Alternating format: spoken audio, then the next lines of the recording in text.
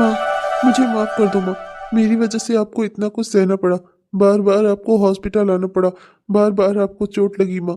मुझे माफ़ कर दो। मैंने जब से शादी की है तब से आपने सिर्फ आंसू ही बहाए हैं माँ। सारी गलती मेरी ही है। मैं आपके लिए एक अच्छी बहू नहीं चुन सका। मुझसे गलती हो गई माँ, मुझे माफ़ कर दो। इससे तो अच्छा होता मैं उसी लड़की से शादी करता जिसे आप मेरे लिए पसंद करती।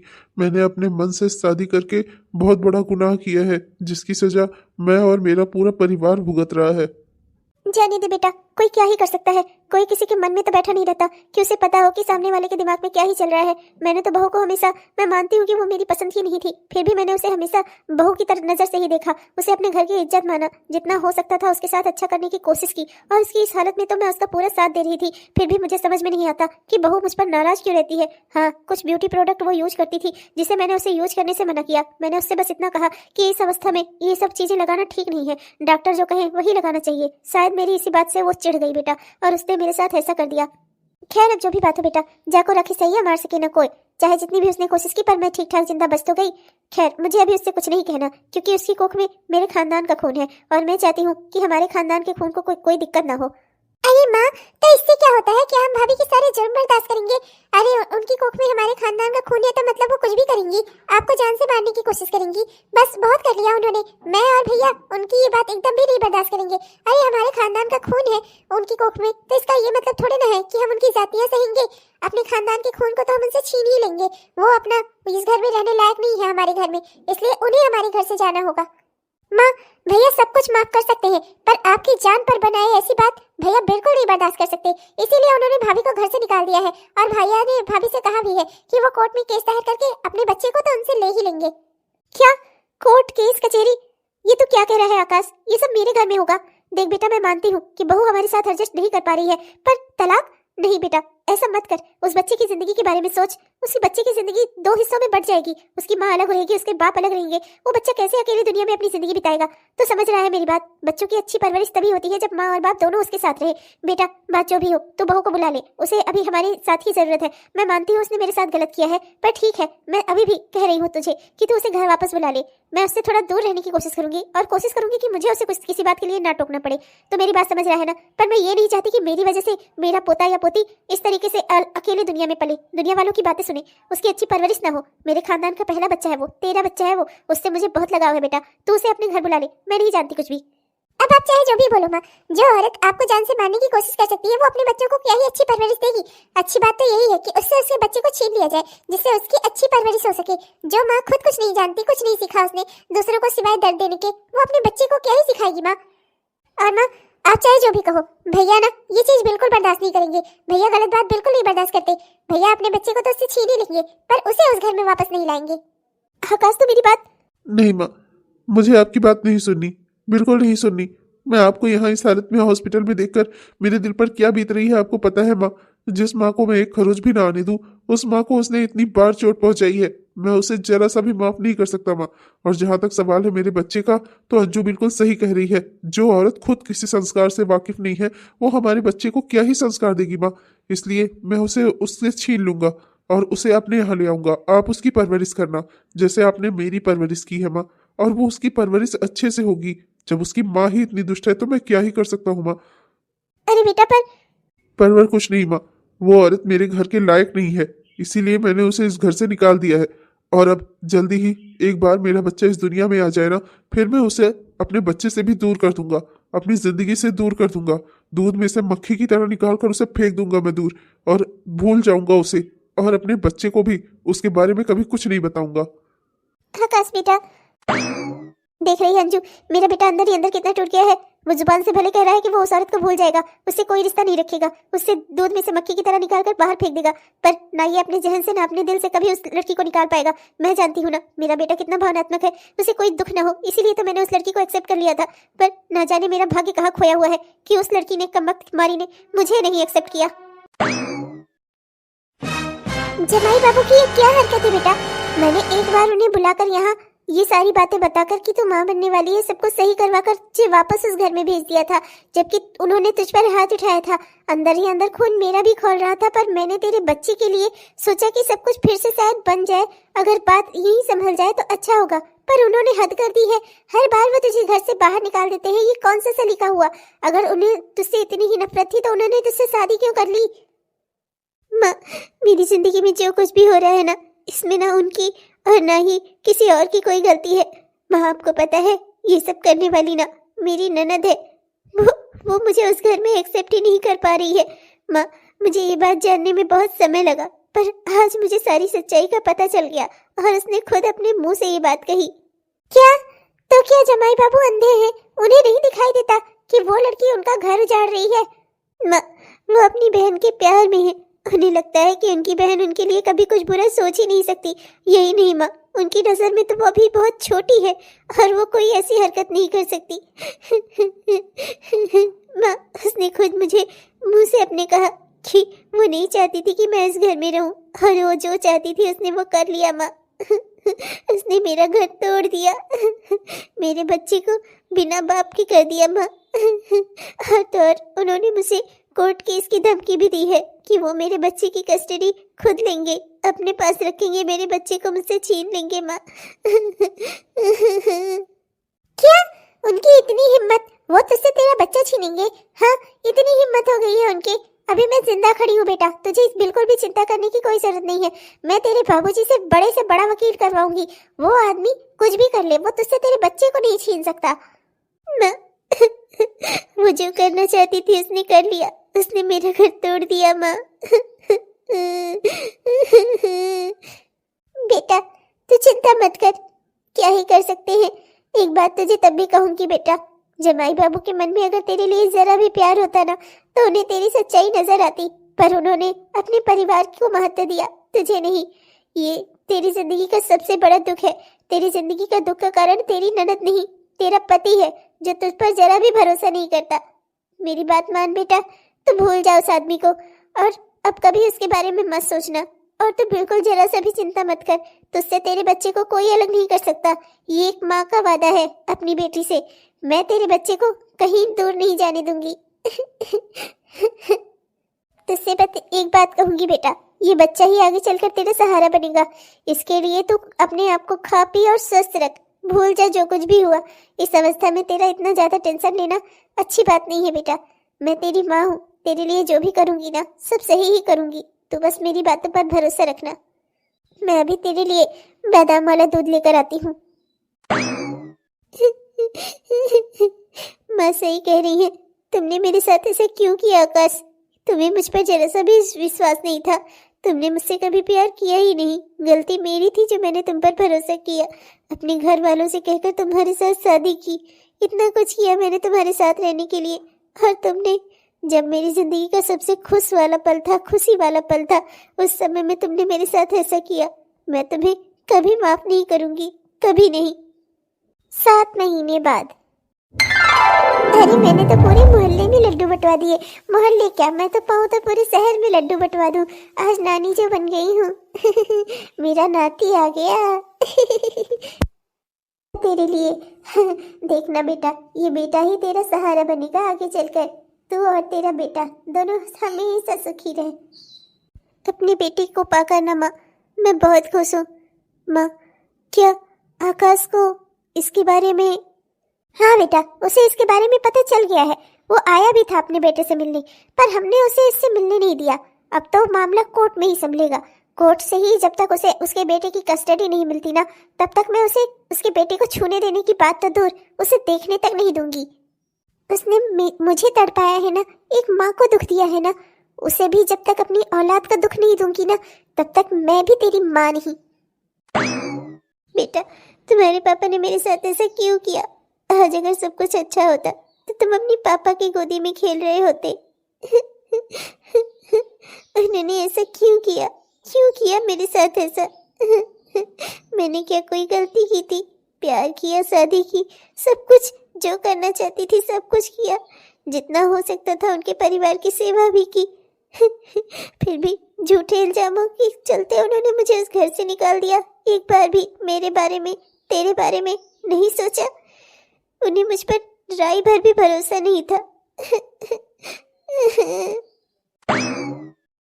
अरे बेटा, ये कौन सा सलीका हुआ? उन्होंने तेरे बच्चे को तुझसे ही नहीं मिलने दिया, ये कौन सी बात हुई? अरे माना उनकी बेटी उनके घर में है तो क्या हुआ, वो बच्चा तो हमारे खानदान का खून है ना, हमारे खानदान का वारिस है। क्या उससे मिलने का हमें कोई अधिकार नहीं है? उसकी माँ ऐसा कैसे कर सकती है? उन्होंने तुझे उससे मिलने क्यों नहीं दिया?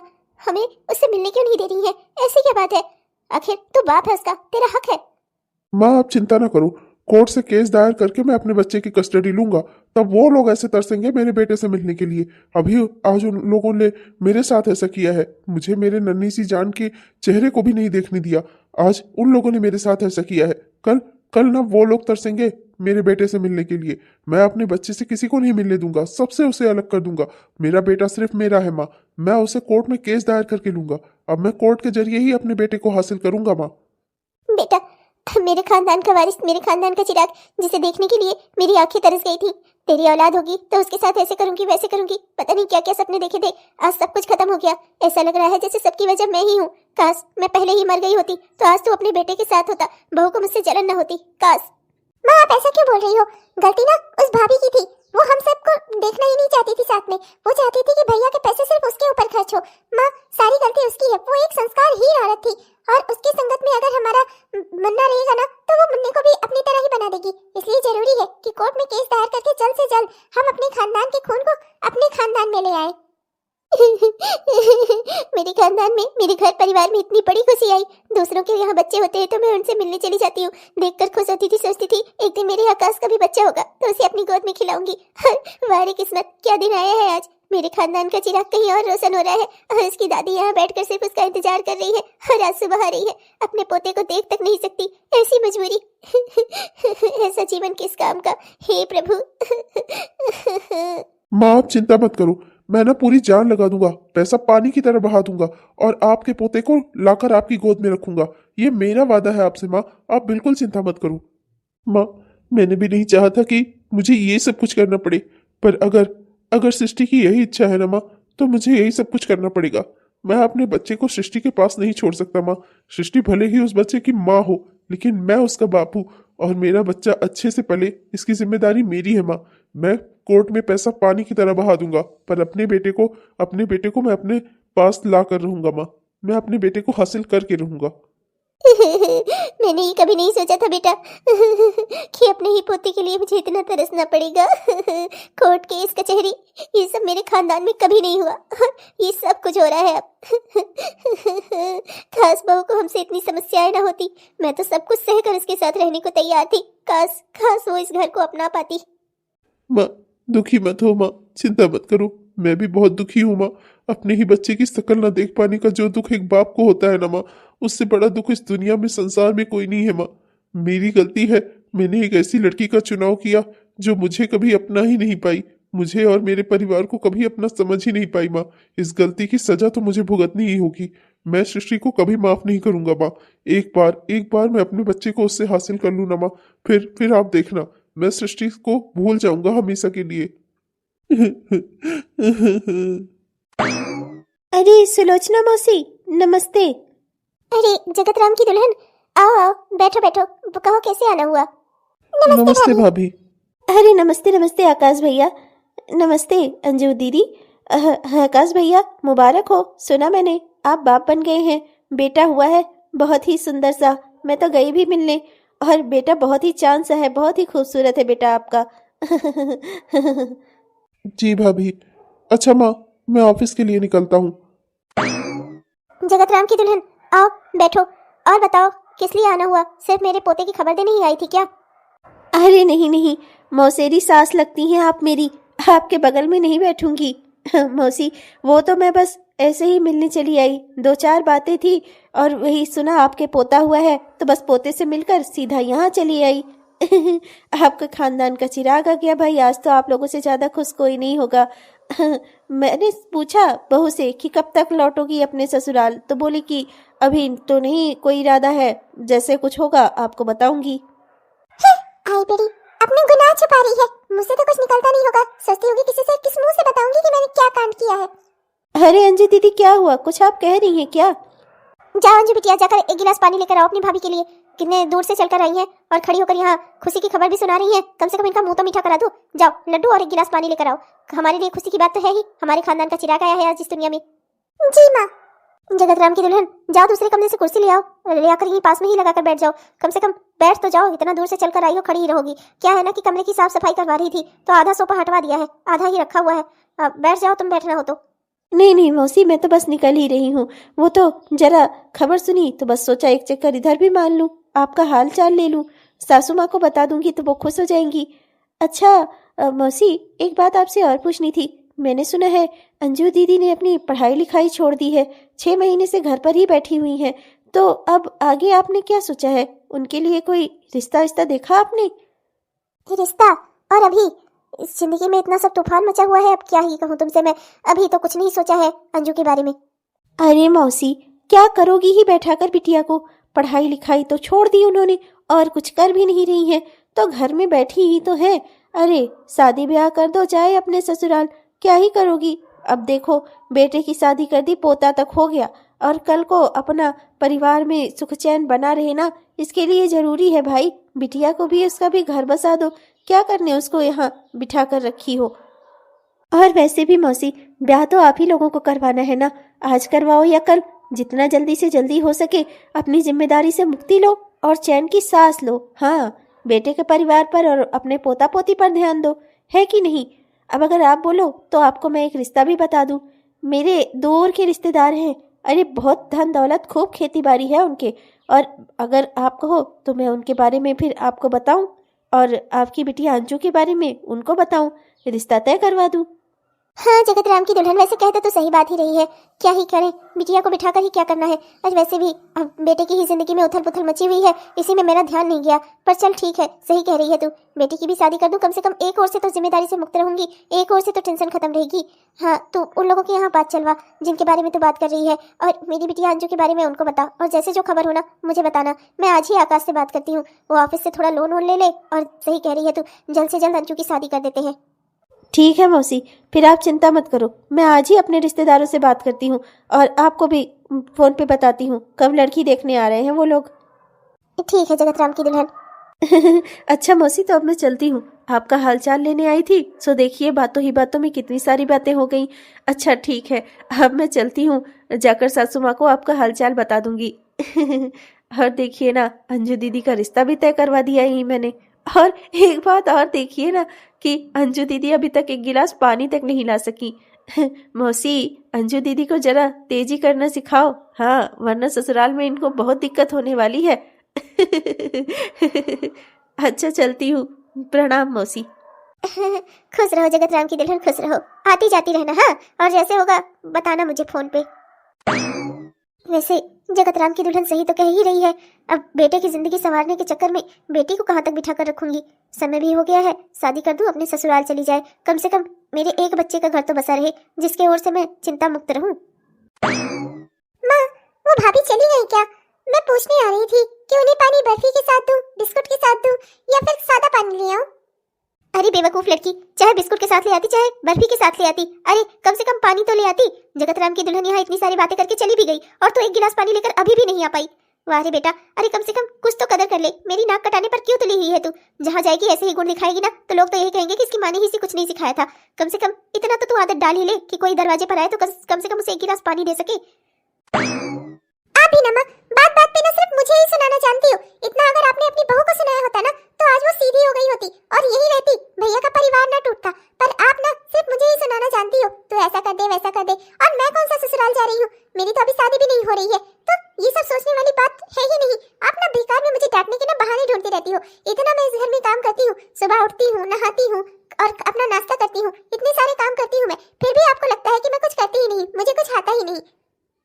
सुबह उठो, नाश्ता बनवाओ, चाय बनवाओ, सब कराओ, तब पर भी ये सुनने को मिलता है कि तुम करती ही क्या हो, तुम्हें तो कुछ आता ही नहीं है। अचानक से माँ को मुझे शिक्षा देने वाला रूप जागृत हो गया है माँ का।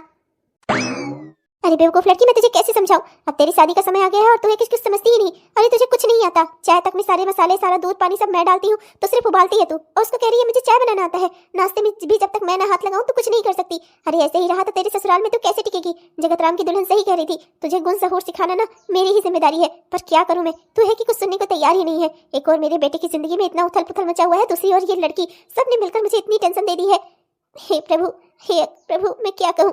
आकाश के बाबूजी, काश आप अपने साथ मुझे भी लेते गए होते। आज ये सब कुछ भुगतने से मुझे मुक्ति मिल जाती, ना बेटे की बर्बाद जिंदगी देखनी पड़ती, ना अपनी बेटी को बर्बाद होते हुए देख पाती। अरे रे रे रे रे, मेरा प्यारा भांजा, मेरा प्यारा लाडला। आज मैं बहुत खुश हूँ बेटा। तुम्हें ना अपने कंधे पर बिठाकर पूरा बाजार घुमाऊंगा। हाँ।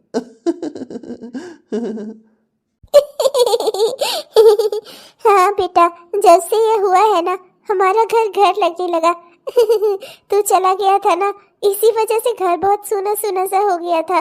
फिर बिटिया आ गई और फिर उसके बाद नन्हा सा ये आ गया मेरी गोदी में खेलने के लिए। इस बच्चे की वजह से ना मेरे पूरे घर में रौनकें हैं, रौनकें। हाँ माँ, हमारे घर में और भी रौनकें हो जाए ना, इसके लिए जरूरी है।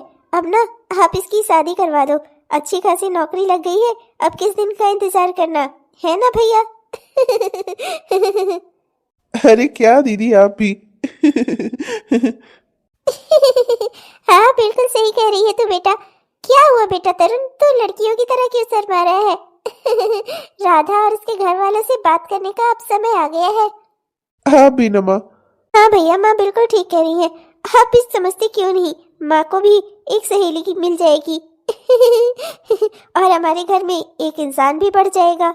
वैसे भी हमारे घर में कितने कम लोग हैं। ओहो, आप लोग तो यहाँ मेरे पीछे ही पड़ गए। हाँ, नहीं तो मैं जरा सा सुख से अपने भांजे को खिला भी नहीं सकता। हाँ। हाँ भाई, खिला खिला, कौन तुझे रोक रहा है? प्रैक्टिस कर ले अभी से। राधा को ज्यादा दिक्कत नहीं होगी। नमस्ते आंटी जी, नमस्ते दीदी। वो क्या है ना कि आज माँ ने खीर बनाई थी, तो बस वही खीर लेकर आई थी। डिब्बा वही बाहर रख दिया। आप लोगों की आवाजें अंदर से आ रही थी। अंकल जी बोले कि आप लोग अंदर हैं, तो मैं अंदर आ गई। ओहो, आज माँ ने खीर बनाई थी, किस खुशी में? मेरा भाई आया है इस खुशी में क्या? सच सच बोलना राधा, खीर माँ ने बनाई थी या फिर तुमने बनाई थी? हो दीदी आप भी ना। सच सच बोलती क्यों नहीं बेटा कि तू तरुण से यहाँ मिलने आई है? इतने समय से तुम दोनों एक दूसरे से दूर हो, आज तरुण वापस लौटा है तो तेरा तो हक बनता है उससे मिलने का। बातचीत कर लो तुम दोनों, हम लोग जरा बाहर बैठते हैं। तुम्हारे अंकल जी को चाय वाय चाहिए होगी तो मैं जरा देख कर आती हूँ। तरुण, मैं भी जाऊँ क्या या यहीं बैठूं?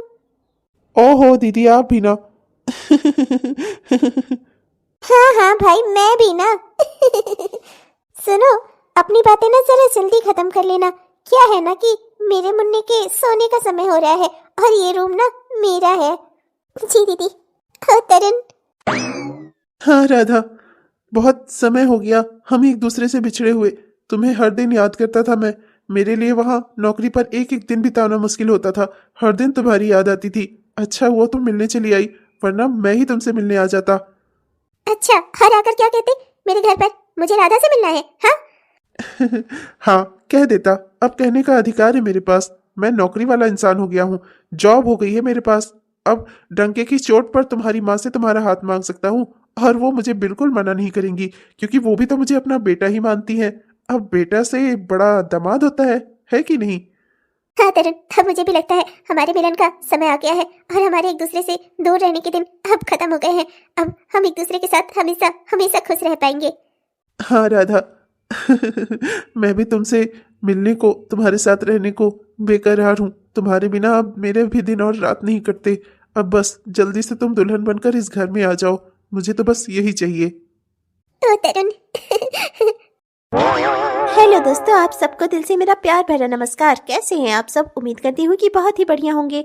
आपने हमारे यह वीडियो पूरा देखा, इसके लिए आपका दिल से बहुत बहुत धन्यवाद। दोस्तों, कैसा लगा आपको? उम्मीद करती हूँ कि पसंद आया होगा, और अगर पसंद आया तो कृपया वीडियो को लाइक जरूर करिएगा। और हाँ दोस्तों, अपने दोस्तों को, रिश्तेदारों को वीडियो को शेयर भी जरूर करिएगा। और हाँ दोस्तों, हमारे उन दोस्तों ने जिन्होंने अभी तक हमारे इस चैनल को सब्सक्राइब नहीं किया है, कृपया सब्सक्राइब कर लीजिएगा दोस्तों, जिससे हमारे इस तरह के वीडियोस आप तक हर दिन पहुंचते रहे। तब तक के लिए मैं चलती हूँ, मिलूंगी आपसे कल के वीडियो में। देखना मत भूलिएगा दोस्तों इस कहानी का अगला भाग, जो कि कल आएगा। तब तक के लिए मैं चलती हूँ, बाय बाय।